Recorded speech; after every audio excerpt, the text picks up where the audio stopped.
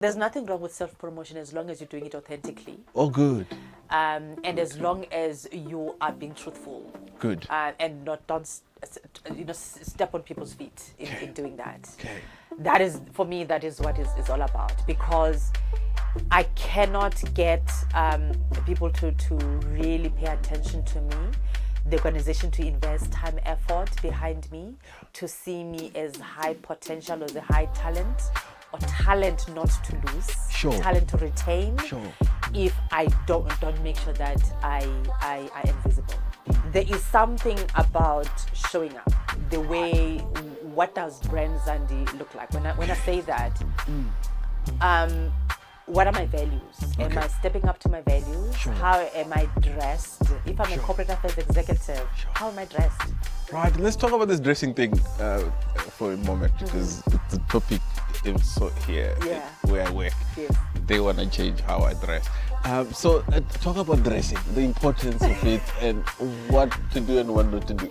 Oh, well, as a starting point, I can't aspire to be in the executive and I am that girl with the most horrible makeup that one you can get, a clown makeup. Sorry, it is true. Am I right? I am right. I can't show up. So which makeup is this one now? I think I'm gonna get myself in trouble. I can't show up in the executive if I've got a weave that is unkempt, that is not looking neat. I can't come up to the executive if I hope to sit in the executive and I am wearing super short free-up dresses. Sure. I can't hope to be sitting in the executive and the men that are sitting in front of me, they don't want to look at me because I'm wearing like short. Sure. No, we can't do that. We need to take pride in how we look.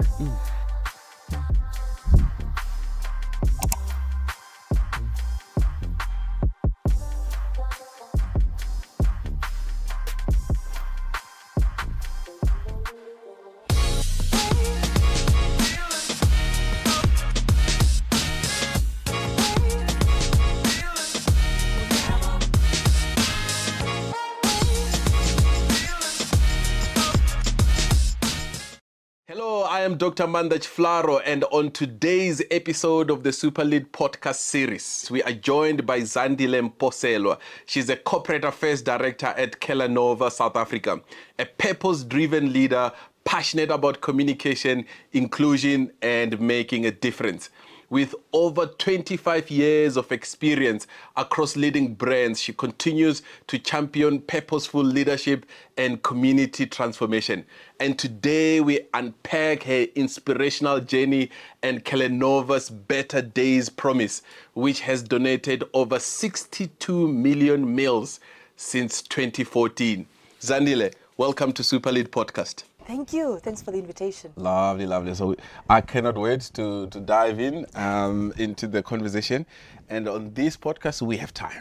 And we want to hear from your story from as early as possible. Just take us from as early as you can remember and track us all the way to where we are today. Yeah, I'm a girl from the Eastern Cape.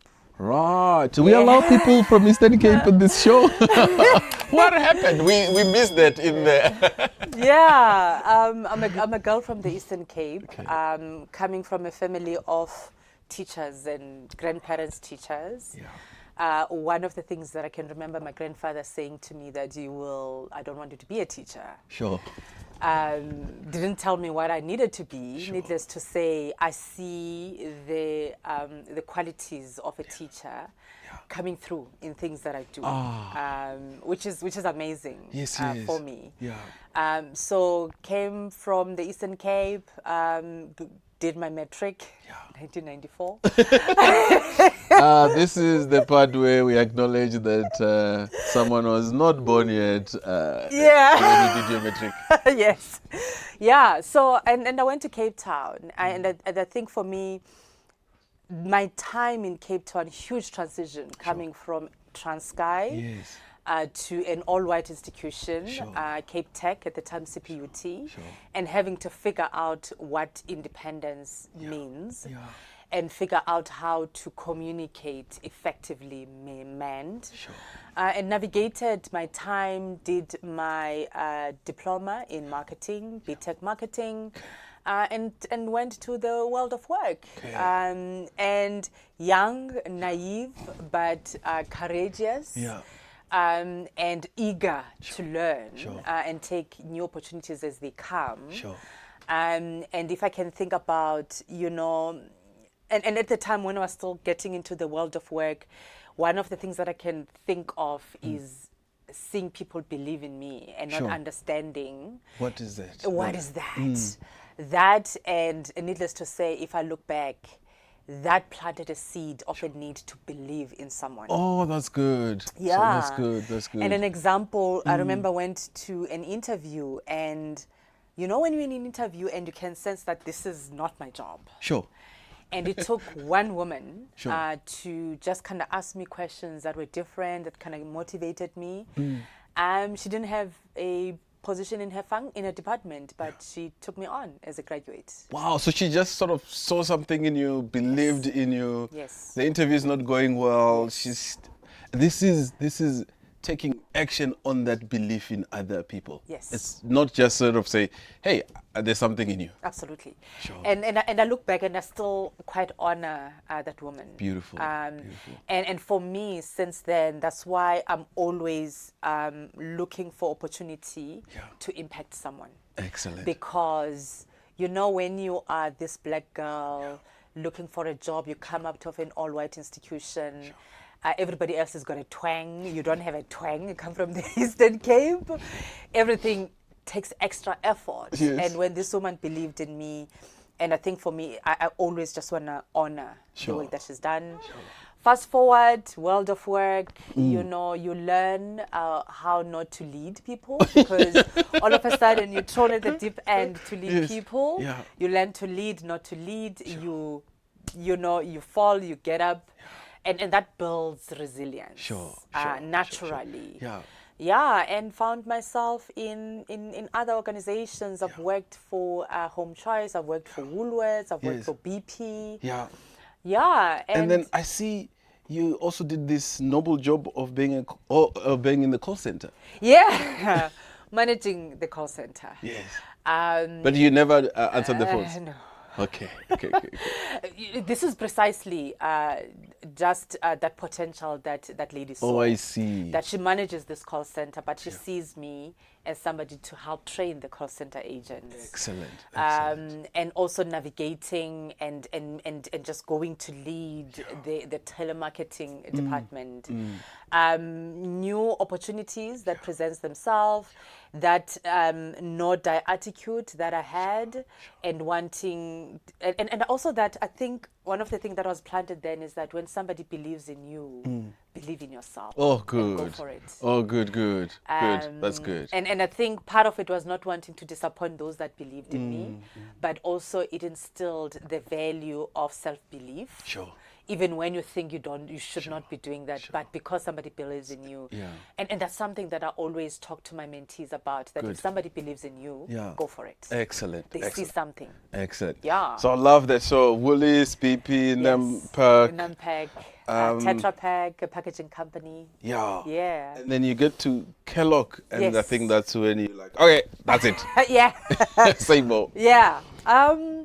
Funny enough, when an opportunity came for Kellogg, I didn't really want to go.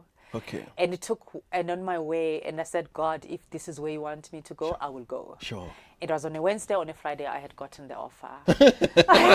Sounds wild. Okay. But I think for me, it was also that sense of, and I was very clear that I needed to go in there and make a change and make an impact. Yeah. And again, these people believe in me, let me go for it. Okay. And I learned at Kellogg's the importance of self-advocacy. Right. And when I say that, is that the role that I was doing at the time is a support role. Sure. It's not the one that gets all the attention, all the budgets. Yeah. And I wanted people to know who Zandile is. Good. And I wanted to make an impact. Sure. And I got an opportunity. And every opportunity that I got, I would make sure that I put myself in front of leaders that make decisions. Sure. To an extent that I was able to get the GM at the time to be my mentor. Excellent. And it was started by understanding what he's passionate about and aligning myself with that. Good. And that's an important point. Absolutely. This alignment piece. Yes. And okay, good. Yes, it is critical. And I found out that we're passionate about Africa.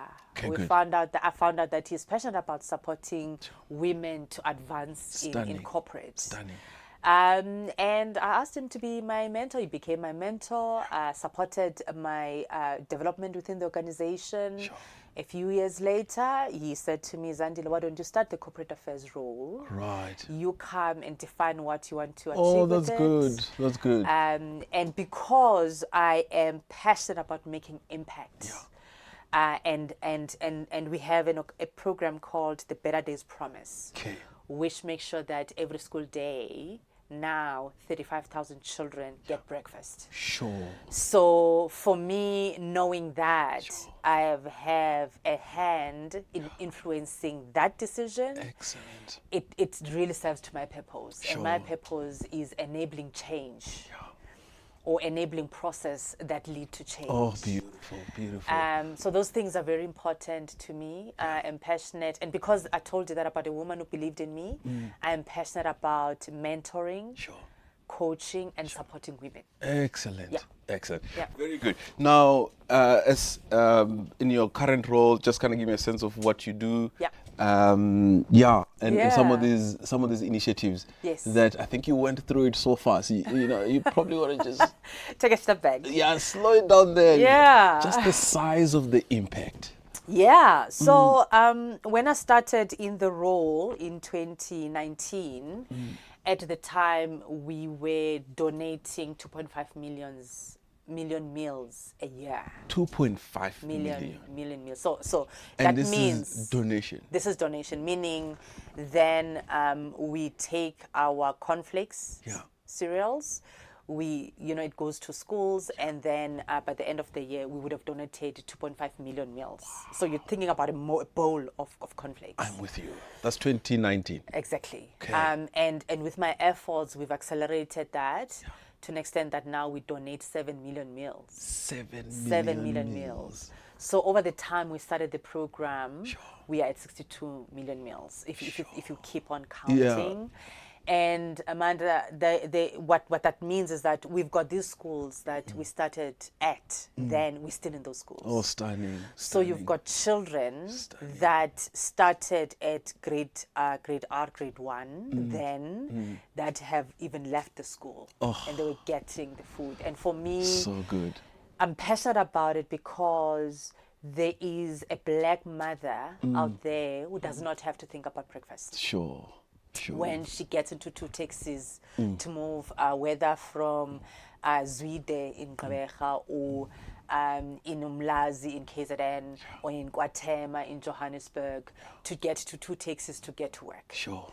So she doesn't have to think about that. Breakfast, Some of the work that I do, obviously, it is around the gardens that we started with some of these schools. And for us is to teach the school a sustainable food source. Stunning. That is the CSI part. Yeah. I also look, obviously, from a corporate affairs perspective, I look and protect the license to operate for the organization. Good. And that means some of that is understanding the regulatory environment and supporting the organization with government relations direction, as well as employee engagement to make sure that our employees understand the strategy. We take them along with us. Our executive clearly communicates the direction. Excellent. And even if it's difficult news, guide them, support them. And also do media relations. Again, part of that to strengthen our reputation in South Africa. Excellent. Beautiful. Oh, lovely. I'm still stuck at the 7 million meals and the gardens and schools. I'm stuck there. Now, if I was to transition a little bit and go, you've led all the way from leading in the call center space to where you're at now. Maybe 3 or 4 principles that guide your leadership. Where do you always go back to and say, when I lead like this, I think I get results. If there was a Zandile leadership playbook, what would those 3 things be from that book? Oh gosh, I'm a purpose-led leader. Excellent. And for me, and I spoke about my purpose. I know for a fact that if something I'm thinking about, I'm contemplating a direction that doesn't connect to that, there's no ways I'll do it. Sure. And I've walked away from conversations that wants me to go towards a different direction. Excuse me, and it's not me. Sure. If it doesn't make a change to somebody's life, I don't want to be part of that. Sure. If it means that I need to be, if it means that I need to, it almost feels like, and I also need to be authentic in what I do, in what I say. And the reason why, for me, that is important is that if I lead with purpose and I lead authentically, then I'm going to leave a legacy that my children will be proud of. Oh, beautiful, beautiful. No, I love that. Lead with purpose, and that's coming out of authenticity. Yes. And to be intentional as well. And being intentional. Yeah. And how does this sort of look like on the day-to-day? And I want to just maybe take an example around in your portfolio. You have to engage with some sensitive, sometimes public affairs issues. I wonder what sort of courageous and authentic leadership look like in those sort of circumstances.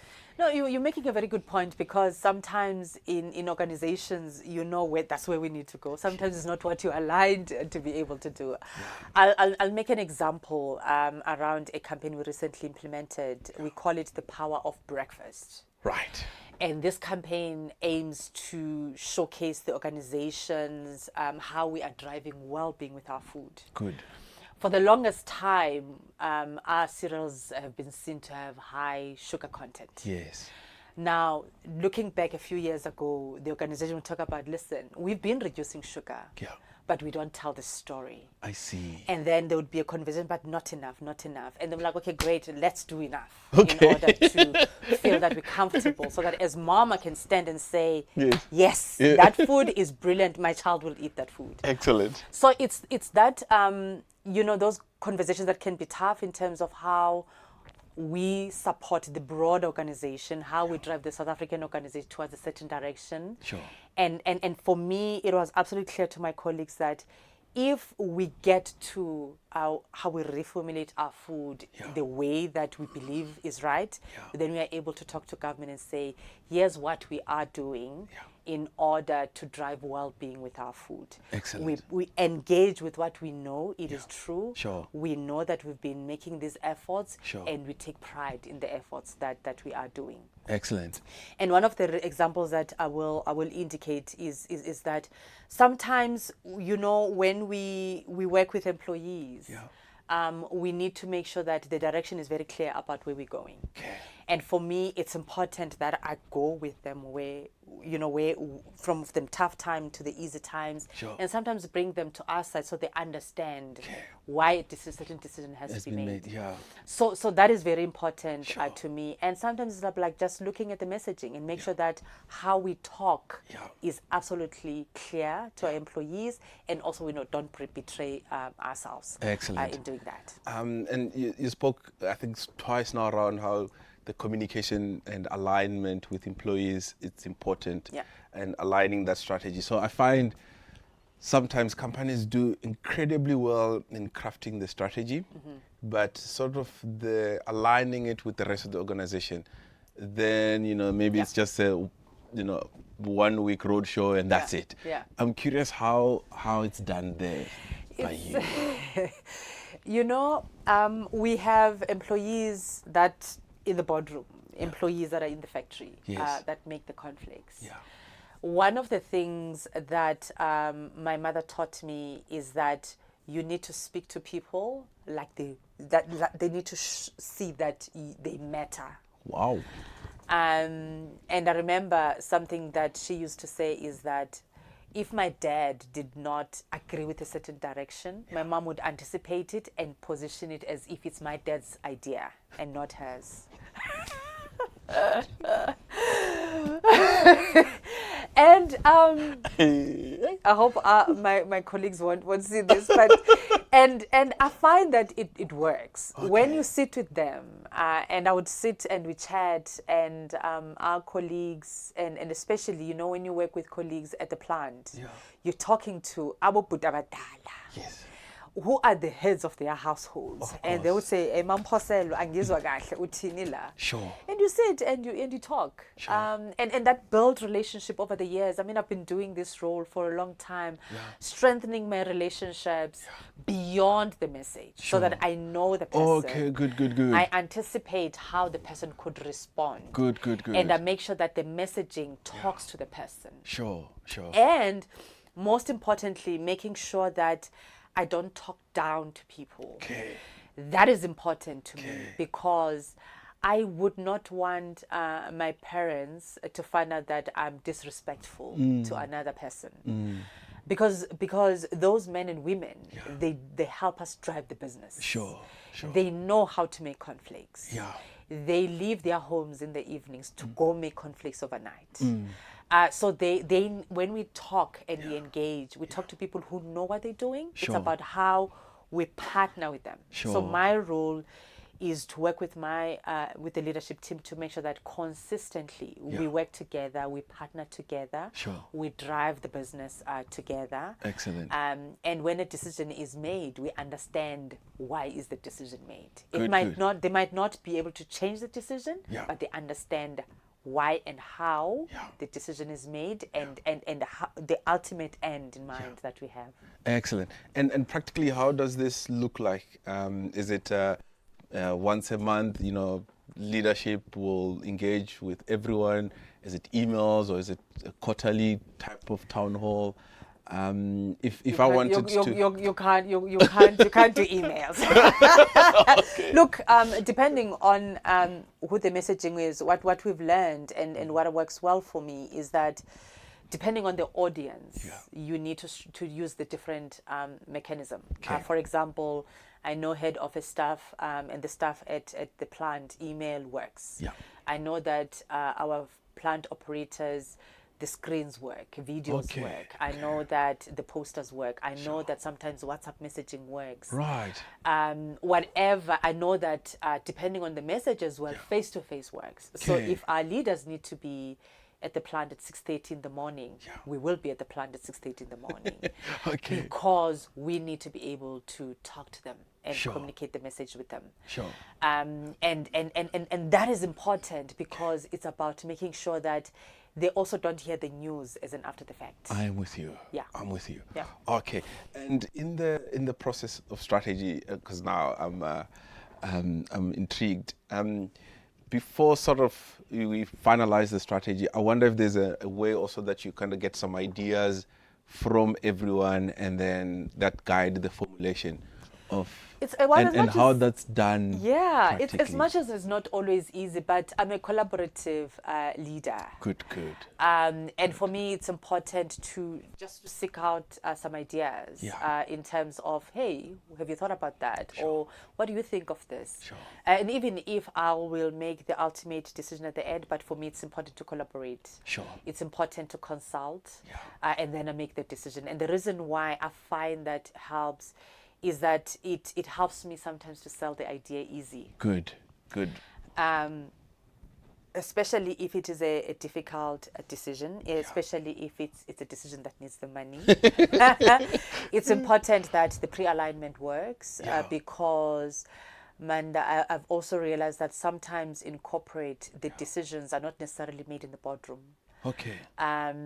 And this happens across a lot of industries, where the last thing that you need is for the CEO to feel that I should have spoken to about this before we get here. Blindsided. So it's always important to just kind of get some thoughts, get the input, and I've learned that when you do that, then by the time you get to the boardroom, you've got more voices that are supporting your idea, that are helping you to sell the idea to the broader audience. Lovely. I love the collaboration. I was saying we were filming earlier as well, and the gentleman was talking about just as you grow in leadership and even in entrepreneurship, just the pressure and the stress and the complexity of decision making just gets bigger and bigger.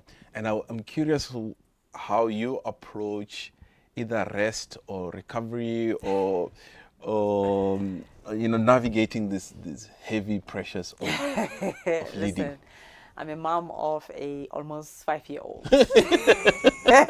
so that's another part of my life. It is complex, and I think I have created ways to manage the stress. Sure. And I think one of the things that I've learned is that my mental health is important to me. Right. I'm a hashtag 5 a.m. at the gym. I try 4 days a week kind of vibes. Excellent. I try. Consistently. I really try. Very, very good. Yeah, Very and good. the reason why I do that is because it just keeps my energy levels up. Very good. And I Very get to the gym. Sure. I do what I need to do. I'm Sure. out and also use that moment to connect with my daughter on the way to drop her off. Excellent. The pickups, and then the drop her off and get to the office, and then just make sure that I surround myself with a support structure. Sure. My tribe. I call them my tribe. Good. Say more about the tribe. The tribe. Those are the people that I trusted. Okay. That are beyond just my close circuit. Those are the people that know that when I say, "Hey guys, it's ice cream and wine time," they know that, and those would be the moments where I share my frustrations in a safe space. Very good. This is the moment where they either cancel me or they call me to order. Sure. Or make sure that I'm supported. Sure. If it means that they would take my daughter for overnight so that I can sleep, they do that. So and also that tribe, there's my girls, and also that tribe also includes people like my mentor. Sure. People, the church, Yes. somebody from church. So it's those people that I know that they will replenish. Sure. They replenish me, and then I'm able to just do what I need to do. Excellent. So and sorry, and just to end off, and that importance for me of always doing something that is that being purpose led, and also to make sure that I'm intentional and I'm authentic in things that I do. It also helps me because then it helps me manage my stress, because the things that I end up doing is things that I'm passionate about. And that's feed your soul. That feed my soul. They happen were. naturally. Sure. And I'm able to manage it. Sure. Not always easy to manage stress, but that's what corporate is about. Sure. Yeah. As you were talking, I remember that people will say, leadership and being a leader, it can be a lonely endeavor. Yeah. And you seem to be crafting this community that makes it not lonely. Just way more on the importance of this community, because the work itself, the travel, the meetings, they run until late. Before you know it, friendship and relationships, they kind of take a back seat.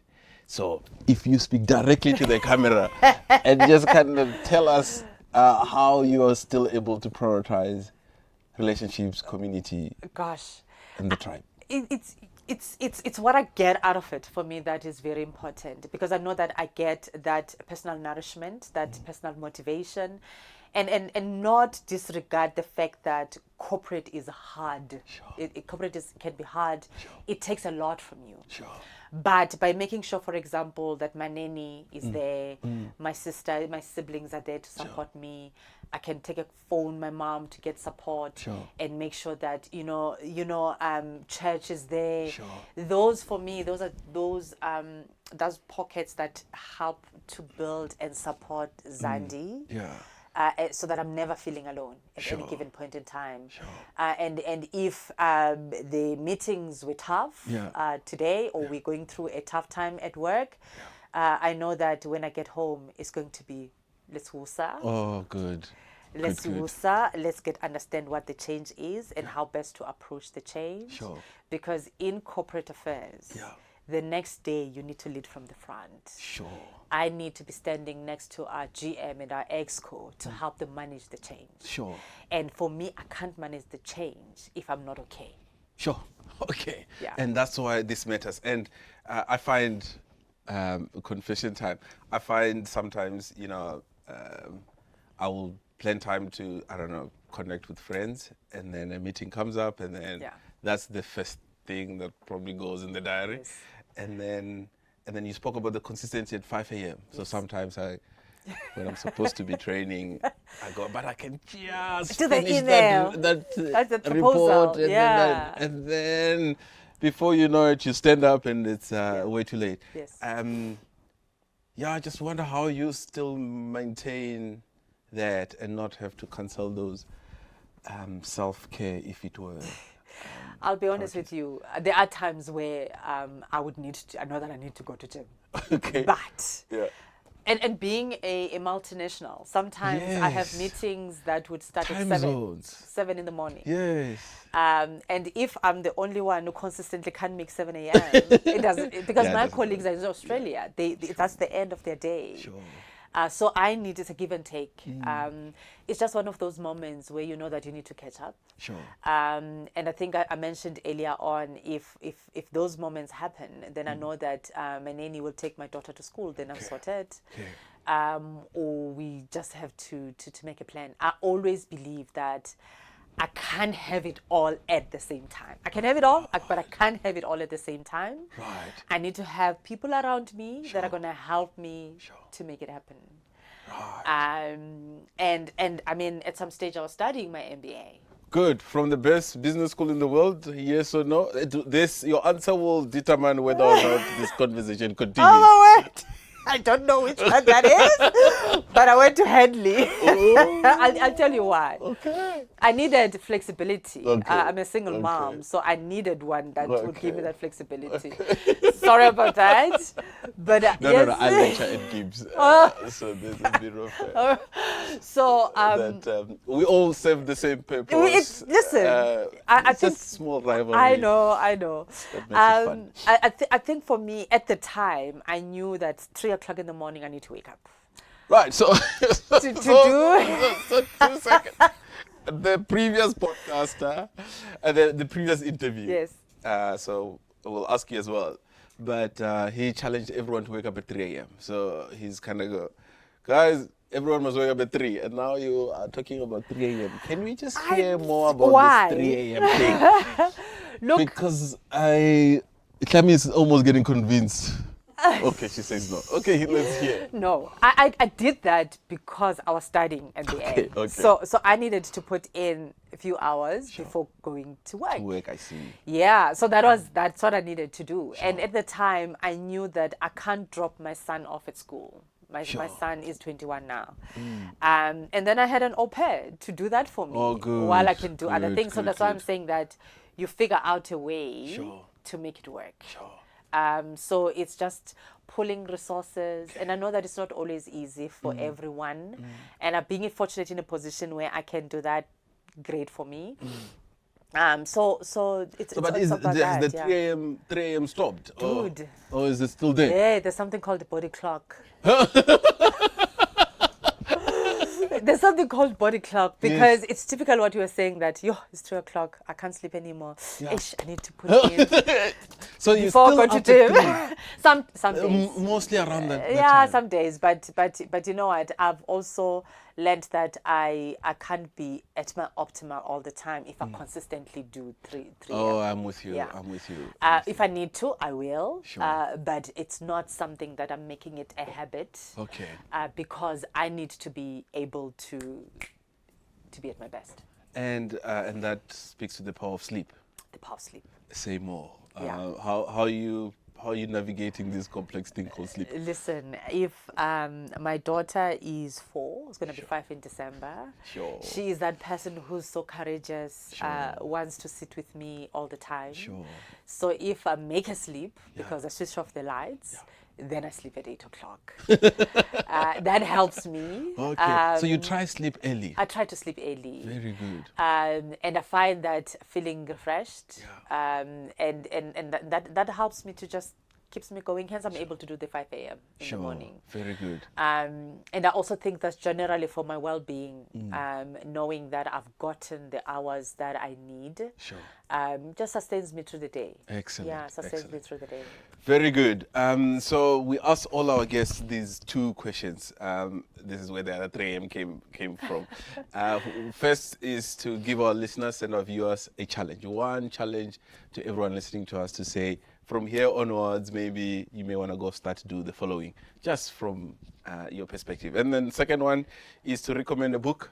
So that we keep that bookshelf growing. Oh gosh, I knew you were going to ask me this, and I thought you were not going to ask me this. But anyway, the challenge that I would like to give, and may I please give it to women? Oh, good. Yeah. The challenge that I would like to give to women, especially me to senior level, is to make sure that they understand how they are preparing themselves for the next. Okay. Here's what I'm saying that. As women, we tend to live for the now and not invest in ourselves. Whether school on understanding the business or not invest in ourselves in understanding the corporations that we work in and understand the organizational dynamics that we work in. And if we don't understand that, we are not able to self-advocate. And we are not able to leverage on the seats that we have in the boardrooms. You sit in the boardroom, but you're not using your voice. You sit in the boardroom, you don't read the dynamics and know how to to influence the most. So I challenge them to No, now I feel like I want to follow up. I want to follow up on this conversation on self-advocacy. Yeah. I've met people that have a belief that I'll just do the work and my work will speak for itself. Yeah. What say you? No, that doesn't work. I can tell you that for free. It doesn't work because, yes, the work, achieving your performance or KPIs, it's a passport factor. But the decisions around who gets promoted, the decisions around who gets the assignment, the decisions around who gets mentored and sponsored, they're not based on your performance. They're based on how you show up. And when I talk about how you show up, as in how you drive your visibility, how you drive your brand, how you get known as Zandile Mposelwa. Who is Zandile Mposelwa? What has she delivered? As opposed to sit in the corner. Because my boss needs to know what I've done. And he can know what I've done by me telling him what I've done. And bringing him along to see what I've done. And consistently to do that. And if you feel like, maybe this is a little bit, I'm a humble person. So I can't be out there saying, this is what I've done. It feels like self-promotion. It is self-promotion. It is self-promotion. Yeah. And for those that lean way more towards not self-promoting, there's here's what I'll say.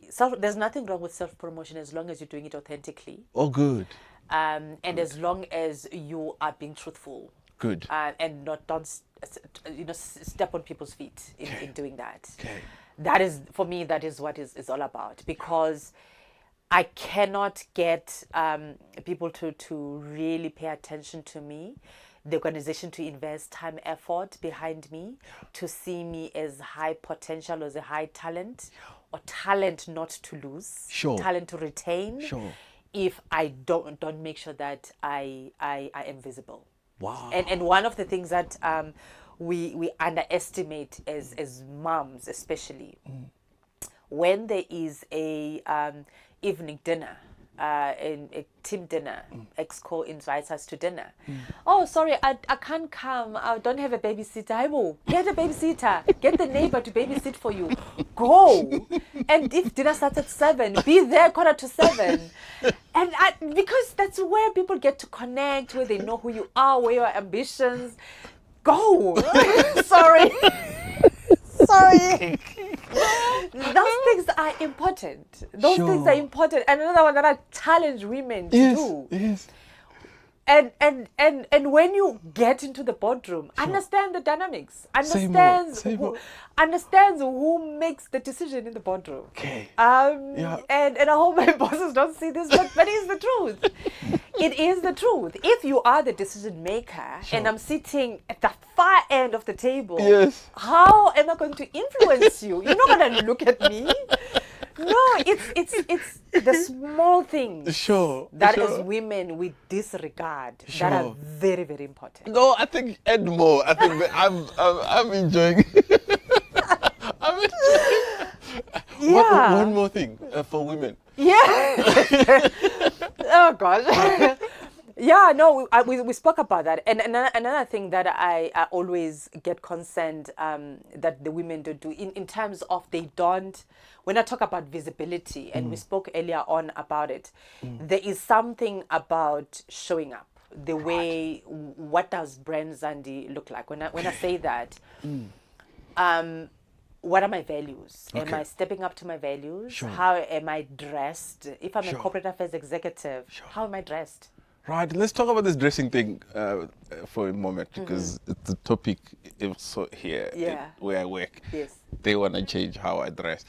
So talk about dressing, the importance of it, and what to do and what not to do. Oh, well, as a starting point, I can't aspire to be in the executive and I am that girl with the most horrible makeup that one you can get, a clown makeup. Sorry, it is true. Am I right? I am right. I can't show up. So which makeup is this one now? I think I'm gonna get myself in trouble. I can't show up in the executive if I've got a weave that is unkempt, that is not looking neat. I can't come up to the executive if I hope to sit in the executive and I am wearing super short freakum dresses. Sure.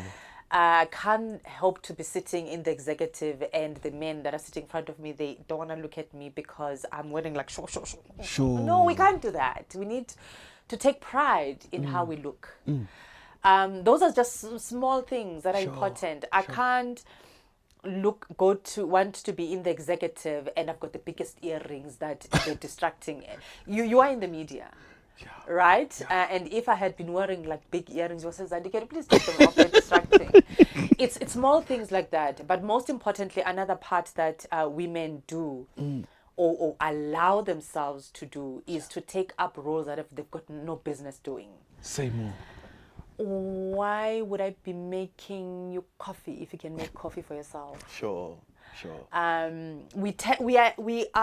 We've got these degrees, we've got these positions mid to senior level, but the girl that makes photocopies, the girl that makes coffee, the CEO has got somebody who can help them with that. Why doing it? And also another big one, not be able to read the room. This one is important. So let's hear more. Let's talk about that. We're sitting in the boardroom. And my CEO is presenting, let's say to the group CEO, the international president. And I can hear that my boss is not telling the truth. When I say not telling the truth, maybe the facts that they are stating are not 100% accurate. Yes. I have no business in pointing that to him at that point in time. I have no business doing that. There's a right and a wrong place to do that. If there was a pre-run before, you can solve it do it there. Or just maybe they know what they're saying is not necessarily 100%, but they're managing the message. And allow them to do what they need to do, and afterwards go to them and say, listen, I think this is the fact about this. And the quickest way not to progress in your career is to think you're gonna do that and get away with it. There's a right and a wrong place to do it. And especially if it's from an ill intent to show someone off. Yes, to show someone off. And that is important. That's why as women, as much as we want to progress in our careers, we need to be able to know how to do it. Good. And I'll say as well, as black people and as black women, we know that we struggle in the bottom, in the sense that sometimes, the scales are not equal. Now, I need to be tactical in terms of how I get there and influence those scales to go towards being equal. So if I'm going to go there and rock the boat I need to know why I'm rocking the boat, how to rock the boat, and what am I gonna get with rocking the boat? Sure. What risks am I taking? Sure. And the reason why that is important is that I need to make sure that I leave a legacy. Sure. And I need to make it easy and possible for other women to be able to do that. Good. And most importantly, as women, let's please not be queen bees.